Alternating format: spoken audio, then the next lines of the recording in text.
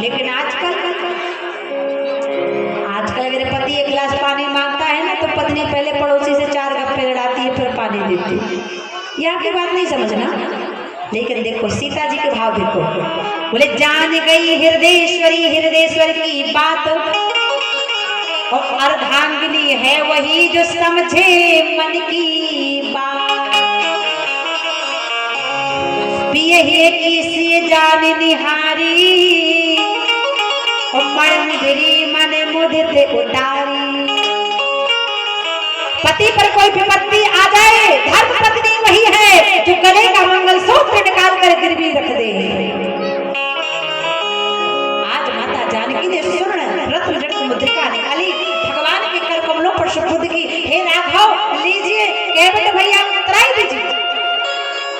तो भगवान जब उतराई देने लगे तो भगवान से केवट कहता है, प्रभु मैं आपसे उतराई नहीं लूंगा। क्यों? क्योंकि जैसे केवट आप वैसे केवट में, और केवट को उतराई देता। राम जी ने कहा तुम केवट हो, हम थोड़ी केवट है। केवट ने कहा सुनो ना महाराज, इतना अंतर इतना सा है। अरे मैं लोगों को नदी से नाव में बिठा के पार करता हूँ, और आप अपने भक्तों को भवसागर से राम कथा में बिठा कर पार करते हो, तो हो गए नहीं। भगवान ने कहा लेना पड़ेगा। केवट कहने लगा नाथ आज मैं काहि ना पावा, मिटे दोष दुख दारिद्र दावा। भगवान ने कहा नहीं, हम अपना ऋण किसी पर नहीं छोड़ते हैं केवट भैया, आपको उतराई लेना पड़ेगा। केवट कहता है तो ठीक है प्रभु, अगर आप उतराई देना चाहते हो ना तो वहां दे देना। बोले कहाँ? अब केवट की बात अच्छी लगे तो दोनों हाथ उठा के ताली बजा देना। अभी नहीं, महफिल के दो दुश्मन। बोले पहला जो बगैर समझे ताली बजा दे, और दूसरा जो समझ कर भी ताली न बजाए। बोले केवट ने कहा अगर प्रभु आप देना चाहते हो तो वहां देना। प्रभु बोले कहाँ? केवट कहता है कि खुद को ऋणी समझते हो प्रभु, तो ऋण अपना वही चुका लेना। राम जी बोले कहा? बोले मैंने तुमको पार किया प्रभु, मुझको पार लगा देना। मैंने आपको पार किया प्रभु, मुझको पार लगा देना। भगवान ने सुंदर केवट को आशीर्वाद दिया। फिर भी एक पॉइंट केवट कहता है, फिर दीवार मोहि जो देवा सो प्रसाद में, क्योंकि कुछ रहेगा। राम जी इसी रास्ते से आएंगे फिर दर्शन होगा। देखो पहले के जमाने की माताएं बोलना नहीं पड़ता था, और वो पति के भाव को समझ जाती थी, पति क्रोध में है प्रसन्न है कैसे। एक बार क्या हुआ, पुराने जमाने की बात है, जब मोबाइल नहीं चलता था, तो एक गांव से एक भैया विदेश गए, और विदेश से उन्होंने पत्नी के लिए पत्र लिखा। अब पत्र में न नाम लिखा न पता लिखा, एक छेद कर दी और एक बिंदी लगा दी, और डाकिया परेशान, पत्र किसका। अब सुबह से शाम हो गई, तो शाम को एक महिला आई, बोली डाकिया भैया ये मेरा पत्र है। डाकिया ने कहा इसमें नाम है न पता है, कैसे पता तुम्हें तुम्हारा पत्र है। बोली देखो ना भैया, इस पत्र के नीचे छेद है, और छेद के ऊपर लाल बिंदी लगी है, इसलिए ये पत्र मेरा है, क्योंकि मेरे पति का नाम ही छेदी लाल है। इसलिए पत्नी वही जो समझे पत्नी के पति के भाव को। आगे भगवान चले, सुंदर भाव प्रकट हुआ। वाल्मीकि जी से भगवान ने पूछा मैं कहाँ रहूं। भरत जी के चरित्र की कथा आई। भरत जी ने आकर के माँ कैकेयी का भाव संपन्न किया, और आज पिता दशरथ जी का संस्कार किया। बोलिए भरत जी महाराज की। आगे चले, भगवान ने पूछा मैं कहाँ रहूं। तब वाल्मीकि जी ने कहा प्रभु आप ये बताओ आप हो कहाँ। नहीं हरि व्यापक सर्वत्र समाना। आगे गए, भगवान चित्रकूट में रहे। माता अनसुईया से भेंट हुई। भगवान 12 वर्ष तक चित्रकूट में रहे, जहाँ पर इंद्र का पुत्र जयंत भगवान की परीक्षा लेने आता है, और भगवान उसका एक नेत्र तोड़ देते हैं जो कौवे के रूप में आया। देखते हो कि कौवा एक ही आंख से देखता है। 13वें वर्ष में भगवान चित्रकूट से प्रस्थान कर देते हैं और भगवान पंचवटी पहुंच जाते हैं, जहां पर एक भगवान के सामने बड़ी विकट परिस्थिति में एक औरत आ जाती है विदेश से। वो औरत कौन? बाबा लिखते हैं कि पंचवटी को गई एक बार, पंचवटी को गई एक बार, भई विकल देखा जुगल कुमारा, भई विकल देखा जुगल कुमारा।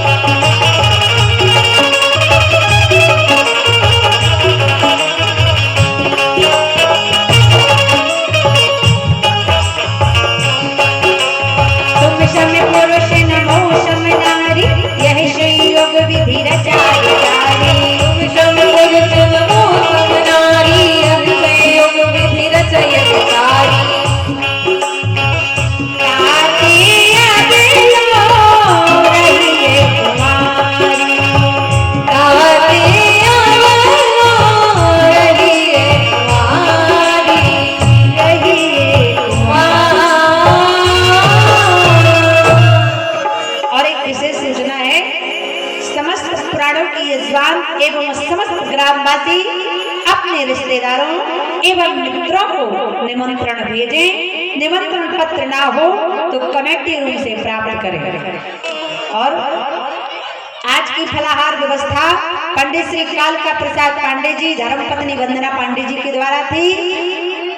और कल का फलाहार सुव्यवस्था ब्राह्मणों की, कथावाचकों की भैया श्री पुष्पेंद्र सिंह कुटिया जिला पंचायत सदस्य उनकी ओर से होगी। तालियों की सेवा जरूर कर दें। बोलो भक्तेश्वर भगवान की।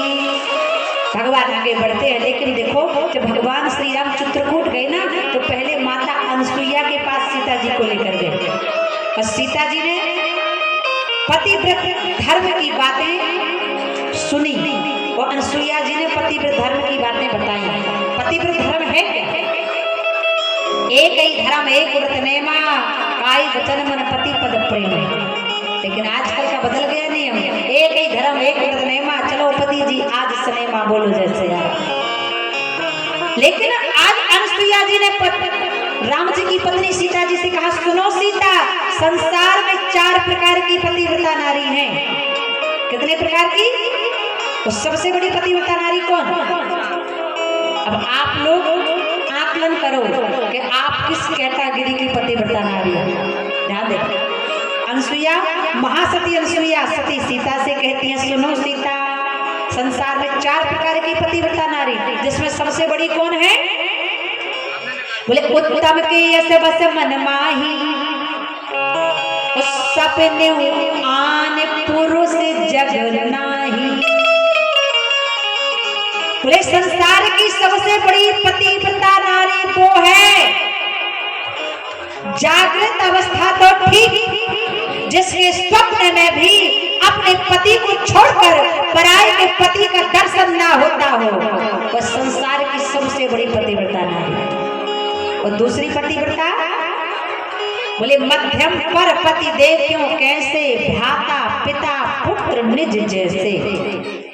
दूसरे नंबर की पतिव्रता नारी जो अपने पति को छोड़कर पराये के पति को, पराये का पति पिता की आयु का है तो उसे पिता की दृष्टि से देखती हो, पराये का पति भाई की आयु का तो भाई की दृष्टि से देखती हो, पराये का पति पुत्र की आयु का तो पुत्र की दृष्टि से देखती हो, वो दूसरे नंबर की पतिव्रता नारी। तीसरी बोले जिस स्त्री का पति इस प्रकार से हो। बोले किस प्रकार से? अंध बधिर क्रोधी अति दीना, वृद्ध रोग बस जड़ धनहीन। बोले तीसरी पतिव्रता नारी, बोले जिसका पति अंधा हो, लंगड़ा हो, बहरा हो, काना हो, लोलुप हो, लालची हो, रोगी हो, जोगी हो, भोगी हो, क्रोधी हो। अगर ऐसा भी पति है और ऐसे पति की निज कपट भाव से पत्नी सेवा करती है तो वो तीसरे नंबर की पतिव्रता है। चौथी बोले जो सबसे निकृष्ट है, तुच्छ है, मलिन है, उस स्त्री का मुख देखने से भी पाप लग जाता है। बोले कौन? बोले पति वंचक पर पतिरति कर, पति वंचक पर पतिरति कर, रोरा बिना कोटि सत पर,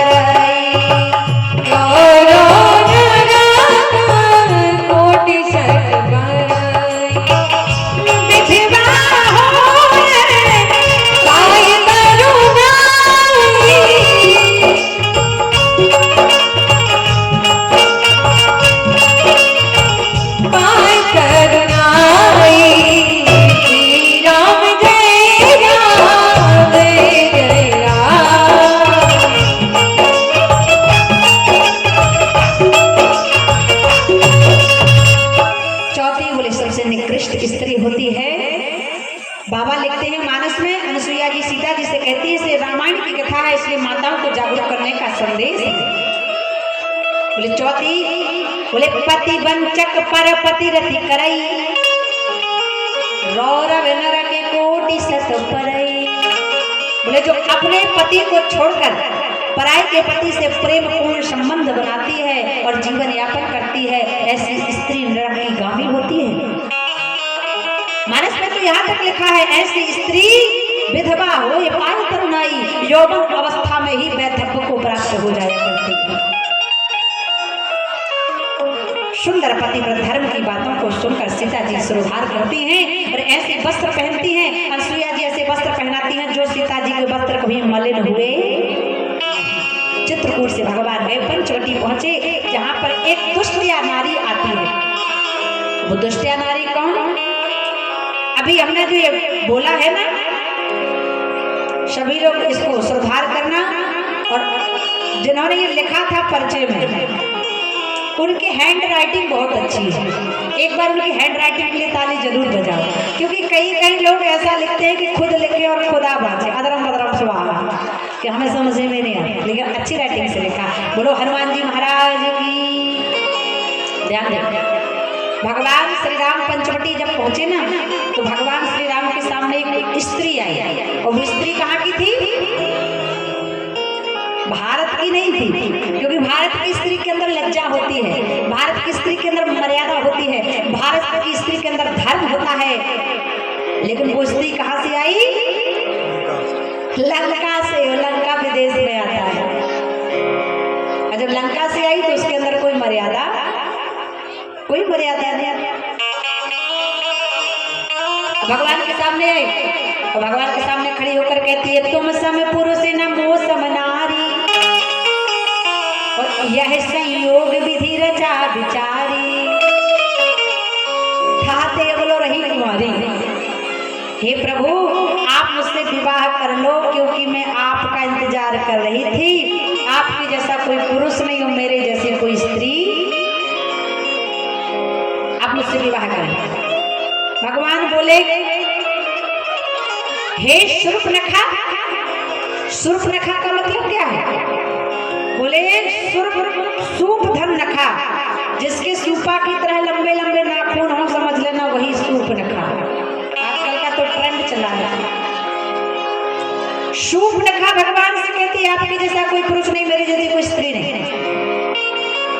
भगवान ने कहा तुमने कहा नारी, पहले तुम्हें विवाह कर भी लेता, लेकिन हम नहीं कर सकता क्योंकि तुमने नारी कहा।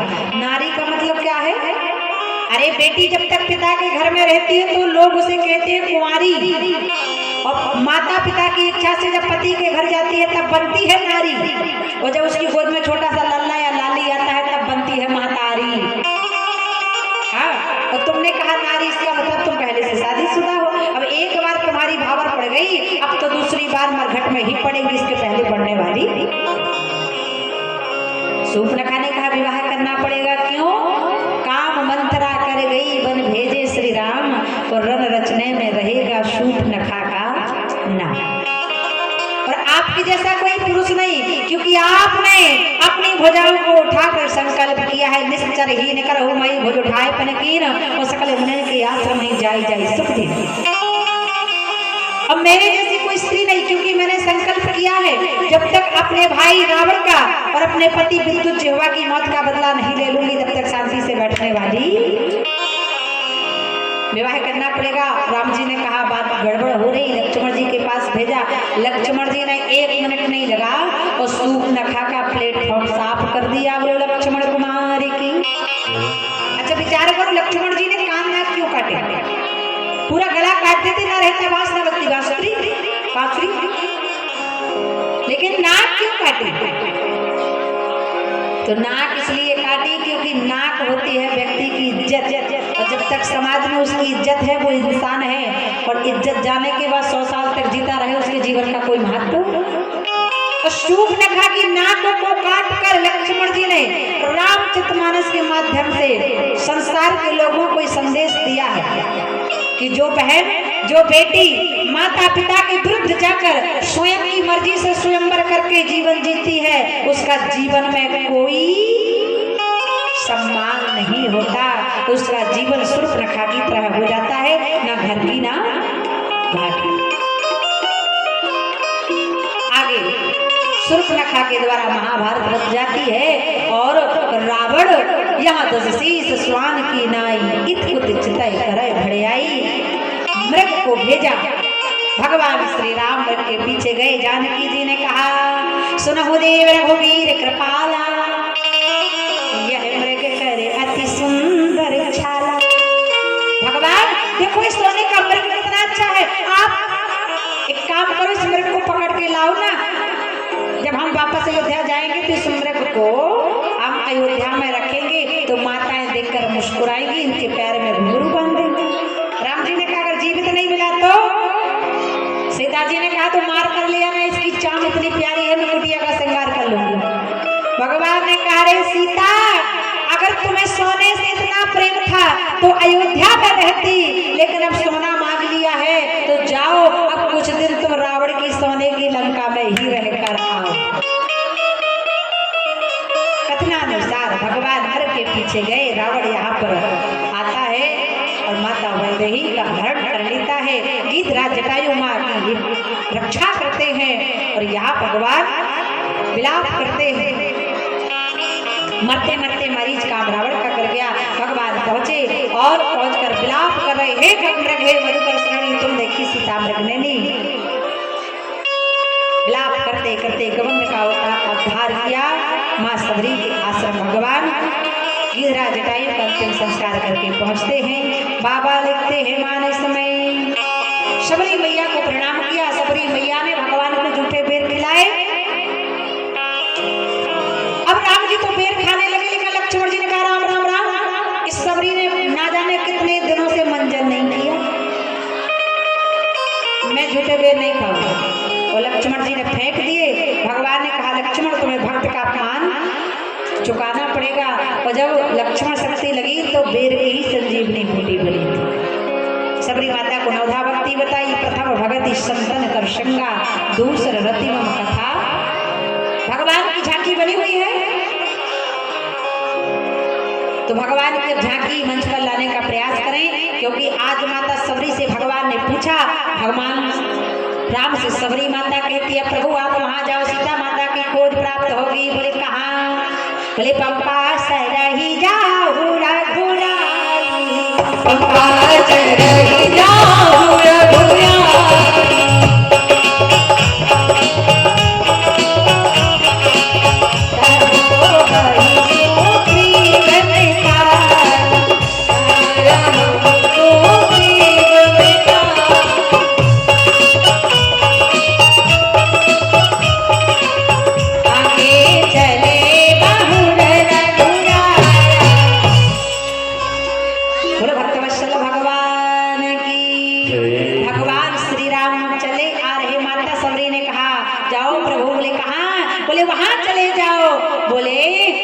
पंपा सह जाह रघुराई तह मोहि सुग्रीव मिताई। पर आज भगवान सुंदर भाव के साथ ऋष्यमुख पर्वत के पास जाते हैं, जहाँ पर सुग्रीव जी ने हनुमान जी को भेजा। अरे